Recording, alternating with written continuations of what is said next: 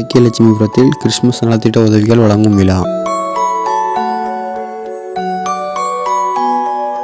தென்காசி மாவட்டம் மாலங்குளம் அருகே உள்ள பாக்கியலட்சுமிபுரத்தில் 5ஆம் கட்டளை திறந்தவாசல் மறுவாழ்வு மையம் அறக்கட்டளை சார்பில் கிறிஸ்துமஸ் மற்றும் ஏழை எளியவர்களுக்கு நலத்திட்ட உதவிகள் வழங்கும் விழா நடைபெற்றது.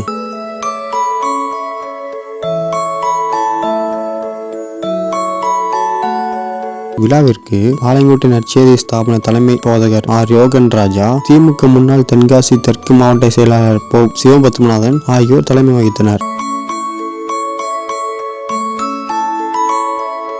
மாலங்குளம் நகர திமுக செயலாளர் SPD நெல்சன், 5ஆம் கட்டளை ஊராட்சி மன்ற தலைவர் முப்படாதி பெரியசாமி ஆகியோர் முன்னிலை வகித்தனர்.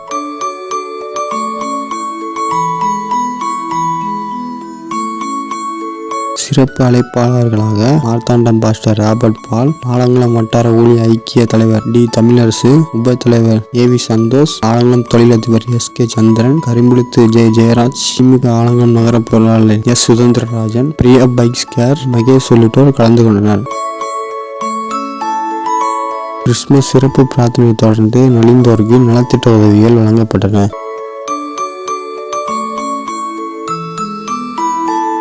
தொடர்ந்து அன்பின் விருந்து நடைபெற்றது. நிகழ்ச்சி ஏற்பாடுகளை திறந்த வாசல் மறுவாழ்வு மைய அறக்கட்டளை நிறுவனர் M மேத்யூராஜ் செய்திருந்தார்.